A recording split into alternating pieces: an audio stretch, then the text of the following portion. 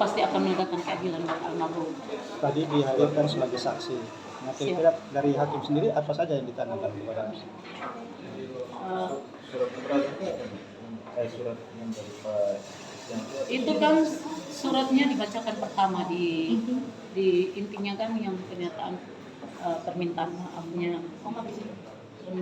maafnya Pelda Christian, tapi pribadi itu membawa nama pribadi bukan nama keluarga. Artinya Pelda Christian memaafkan kedua. Itu pribadi dia, hak dia. Tapi kalau membawa keluarga dan saya juga anak-anak saya tidak. Kami tetap berpegang teguh pada keputusan di Dilmil Kupang. Tidak ada komunikasi tadi. Dan tidak ada komunikasi sama sekali. Itu sepihak kami dan tim pengacara dari Bapak Ahmad Bumi yang dari awal mengawal kasus ini.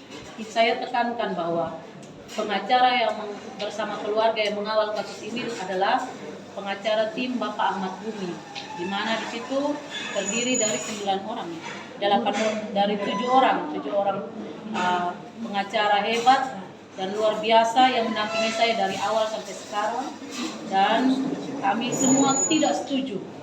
Kami tetap berharap institusi tetap menegakkan keadilan buat almarhum dan ke-22 terdakwa tetap di PTDH, itu hukuman tambahan mereka.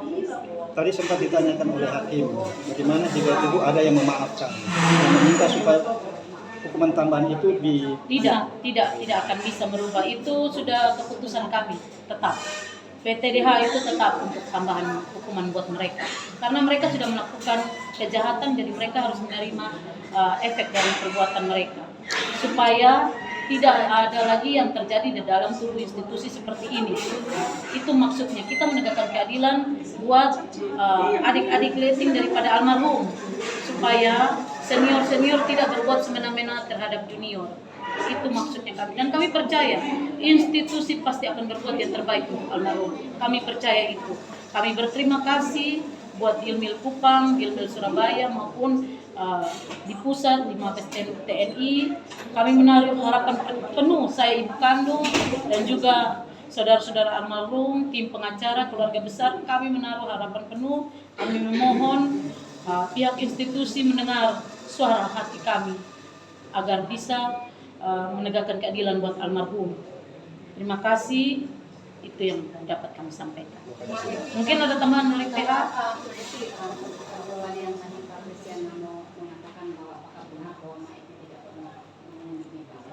Oh itu kami mengikuti aturan yang ditetapkan oleh Denpom Kupang bahwa seseorang jika masih dalam proses pemeriksaan tidak dapat jam besuk dan jam kunjungan. Dan itu kami bertanya langsung kepada pihak Denpom. Jadi kami mengikuti aturan itu, bukan kami sembarang asal nyelonong-nyelonong. Aturan kami ikuti. Karena memang bukan tidak diperbolehkan, aturannya tidak bisa ditemui selama masih dalam proses pemeriksaan. Bukan, karena memang proses pemeriksaan itu memang tidak bisa ditemui.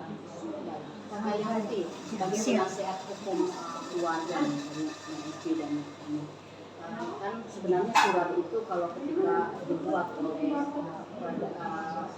Pelda Christian, kemudian sepengetahuan penasihat hukumnya semestinya apakah menurut saya itu juga harusnya penasihat hukum juga berkoordinasi dengan penasihat hukum dari korban.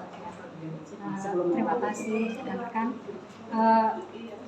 Sebagai pengacara terus terang dulu bahwa kami baru tahu, kami terkejut juga bahwa kami baru tahu bahwa ada surat pernyataan secara pribadi dari Christian Namo untuk memaafkan para terdakwa itu.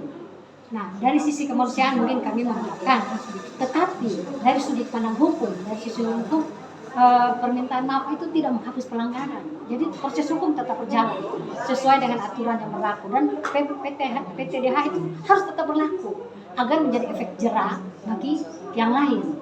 Dan mengenai surat pernyataan itu dan seperti yang tadi persidangan bahwa WP sangat tidak setuju dan keluarga tidak ada yang mengetahui dan menyetujui adanya pertimbangan yang dilakukan oleh Christian Namo. Kami juga tidak tahu apa dasar pertimbangannya. Apakah dia secara sepihak atau dia tiba-tiba bermimpi dan meminta memaafkan, ataukah ada tekanan lain atau apa, itu urusannya dia. Tapi kami tegaskan di sini sebagai pengacara bahwa kami sangat tidak setuju dengan apa yang dilakukan oleh Pemda Christian Namo terhadap terhadap 22 terdakwa itu. Tapi ada koordinasi tidak dari penasihat hukum? Kan biasanya kalau antar penasihat hukum kan harus koordinasi ketika membuat surat, maka dihubungi tidak oleh penasihat hukum? Tidak sama sekali. Tidak sama sekali. Aturan hukum ada. Harusnya dia berkoordinasi dengan kami untuk membuat sesuatu itu berhubungan dengan hukum. Harusnya dia harus berkoordinasi dengan kami penasihat hukum. Tapi ini tidak ada sama sekali. Itu keputusan dia secara emosional sepihak dan personal, sama sekali tidak ada dukungan dari keluarga, dan keluarga sangat-sangat tidak menyetujui apa yang dilakukan oleh Christian Namo itu. Tapi itu Bapak yang menilai. Satu lagi, aturan dari TNI bahwa 2 tahun saja dihukum, berarti kan harus ada pemecatan. Ya. Seperti itu. Apakah memungkinkan ketika ini kan 6,6 tahun, 8 tahun, betul. 9 tahun, kemudian tiba-tiba ujuk-ujuk ada surat itu yang minta dia tidak di PTDH, secara hukum bagaimana? Ya itu. Dia hukuman 6 tahun misalnya, kemudian kok bisa kalau orang ajukan PTDH, tidak ada PTDH dan itu dikabulkan, bagaimana? Ya, itu akan melukai rasa kemanusiaan, keadilan. Keadilan itu dilukai, dicederai oleh suatu surat pernyataan yang tidak berimplikasi hukum. Menurut saya ini tidak akan membuat efek jerah kepada nanti akan terjadi lagi hal-hal seperti ini kalau tidak ada ketegasan daripada pihak institusi. Jadi kami berharap surat itu diabaikan saja. Tidak perlu dibacakan atau tidak perlu dipertimbangkan secara hukum, karena itu tidak memiliki kekuatan hukum, karena itu bertentangan dengan hukum menurut saya. Karena jelas aturan hukuman 2 tahun aja dipecat, bagaimana ini di atas 2 tahun tapi dimaafkan dengan tidak perlu di PTDH. Dari mana logikanya? Logika apa yang dipakai oleh Christian Namo sehingga dia membuat pernyataan sepihak tanpa dasar hukum? Ibu, apakah ini masuk dalam dokumen memori banding dari para terdakwa, ataukah memang surat ini baru diketahui oleh apa? Biasanya kan PH dari para saksi juga akan membuat kontra memori dan sebagainya. Apakah memang dipaksakan ini? Apakah ini hukumnya dipaksakan atau seperti apa? Tadi kami mendengar dalam pembacaan tadi oleh Hakim Pengadilan Tinggi itu mengatakan bahwa itu merupakan satu kesatuan dalam memori. Nah itu kan dari penasihat hukum yang memasukkan itu, kami tidak tahu ya, karena bukan dari auditor yang mengajukan banding, tapi dari kuasa hukum dari terdakwa. Jadi itu nanti dipertimbangkan seperti apa, tapi secara tegas kami mengatakan bahwa kami menolak surat pernyataan itu secara hukum, karena itu tidak akan membuat mencederai, melukai perasaan daripada keluarga. Tidak ada keadilan dan kebenaran yang ditegakkan di sini. Kan awalnya dia berkoar-koar harus dipecat, tapi sekarang kok kenapa dia menjadi lemah? Nah itu pertanyaannya. Mau tambahkan mungkin ada surat dari Mama Evi juga untuk Otmen, Jadi Surabaya terkait dengan bahwa tidak akan memaafkan.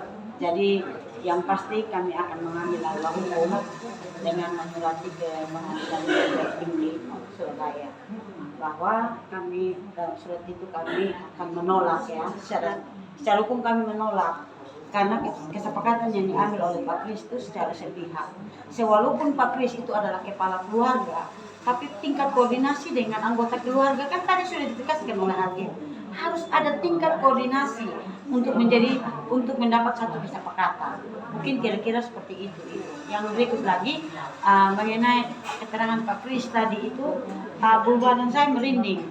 Kami memang beberapa kali untuk minta bertemu saat kami di Denpom, tapi memang yang disampaikan Ibu Evi kami dilarang karena belum boleh untuk dijenguk. Jadi tidak ada perasaan apa seperti Bukan dilarang, itu memang aturan. Memang aturan, iya. Bukan dilarang, tapi itu aturannya belum boleh katanya seperti itu. masih dalam proses pemeriksaan. Mungkin itu saja Kalau yang sudah dapat penyerahan saya sampaikan. tapera, ini baru boleh dicuri. Terima kasih. Kakak, saya foto dulu.